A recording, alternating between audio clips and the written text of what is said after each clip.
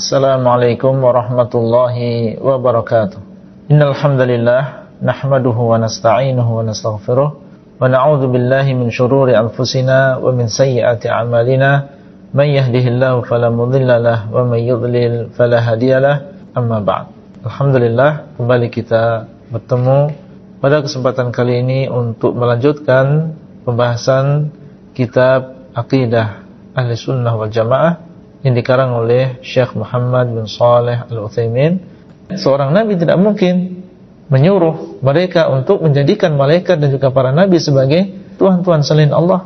Ayamurukum bil kufri ba'da id antum muslimun. Apakah seorang nabi akan menyuruh kalian untuk melakukan kekufuran setelah kalian masuk Islam? Bersusah payah mereka mendakwai manusia untuk Islam, menyerahkan diri kepada Allah. Kemudian sekarang mereka menyuruh mereka untuk menyembah kepada nabi dan juga malaikat? Enggak mungkin. Termasuk diantaranya adalah Nabi kita Muhammad SAW. Dakwah beliau adalah tauhid, dan beliau sangat menjaga tentang tauhid ini. Tidak ingin manusia berlebihan kepada beliau SAW. Sehingga suatu saat ada di antara sahabat yang mengatakan Masya Allah wa syi'ta, dengan kehendak Allah dan kehendakmu. Segera Nabi SAW mengatakan aja'altani lillahi niddan bal Masya Allah wahdah. Apakah engkau ingin menjadikan aku sebagai sekutu bagi Allah? Diingkari oleh beliau. Tapi katakan Masya Allah wahdah, katakanlah dengan kehendak Allah saja. Tidak ingin beliau disekutukan dengan Allah. Dan beliau SAW mengatakan la tutruni kama atratin nasara ibna Maryam innama ana abdun faqulu abdullahi wa rasul. Jangan kalian berlebihan di dalam memujiku sebagaimana orang-orang Nasrani mereka berlebihan kepada Nabi Isa alaihissalam. Sesungguhnya aku adalah hamba Allah, maka katakanlah Abdullahi wa rasuluh. Katakanlah aku ini adalah hamba Allah dan juga rasulnya. Kenapa beliau mengucapkan ucapan ini? Mengingatkan umat ini jangan sampai mereka terperosok di dalam ghulu, berlebihan terhadap beliau sallallahu alaihi wasallam.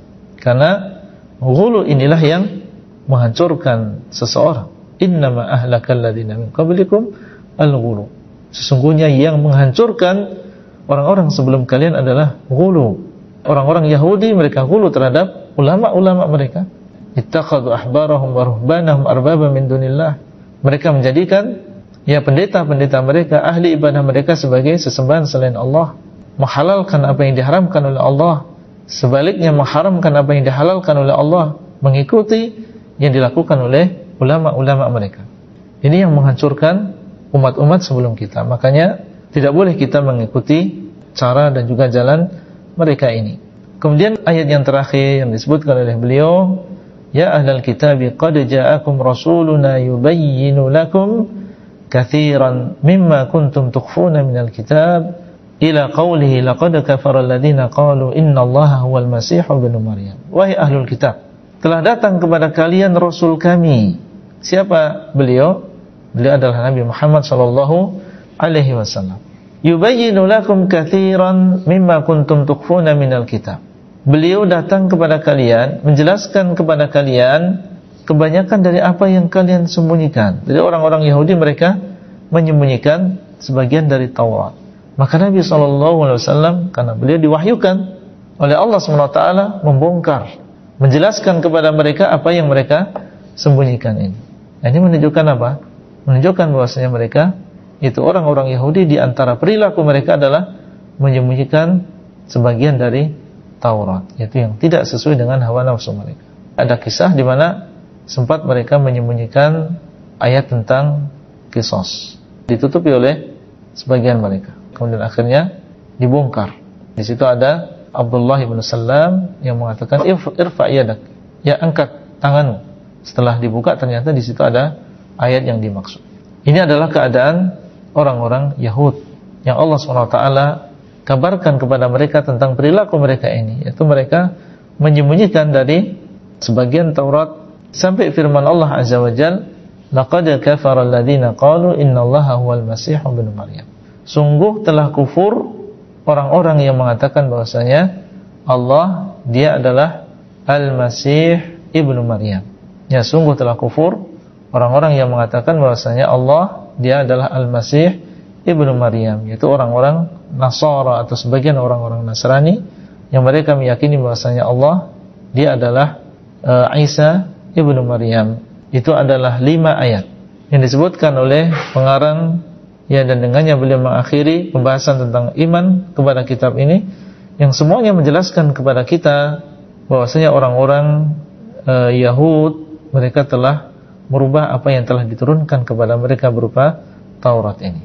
Jadi Taurat yang sekarang mereka anggap dan mereka sucikan itu sudah bukan Taurat yang asli yang diturunkan kepada Nabi Musa alaihissalam. Itu adalah Taurat yang sudah dirubah.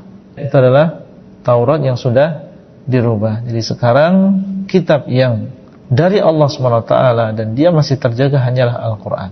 Nah, karena itu tidak ada alasan bagi siapapun di zaman sekarang untuk meninggalkan Al-Quran. Siapa saja yang mendengar kedatangan Rasulullah SAW maka dia harus beriman, baik dia orang Yahudi atau orang Nasrani. Kalau dia meninggal dunia dan tidak beriman dengan Nabi Muhammad SAW, tidak beriman dengan Al-Quran, maka dia termasuk penduduk neraka. Sebagaimana di dalam sebuah hadis yang dikabarkan oleh Nabi SAW, "Walladzi nafsu biyadihi la yasma'u bi ahadun min hadhil ummah yahudiyyun wala nasraniyyun thumma yamut wa lam yu'min billadzi ursiltu bihi illa kana min ashabin nar." Ya, tidaklah mendengar tentang kedatanganku seorang Yahudi maupun orang Nasrani, kemudian dia meninggal dunia dan tidak beriman dengan apa yang aku bawa, kecuali dia adalah termasuk penduduk neraka. Apa yang dibawa oleh Nabi SAW? Al-Quran. Maka semuanya harus beriman dengan Al-Quran. Orang yang mengaku beriman dengan Nabi Musa sekarang harus beriman dengan Al-Quran. Orang yang mengaku beriman dengan Nabi Isa, maka sekarang dia harus beriman dengan Al-Quran. Kalau tidak, dia meninggal dalam keadaan kufur dan tempat kembalinya adalah neraka.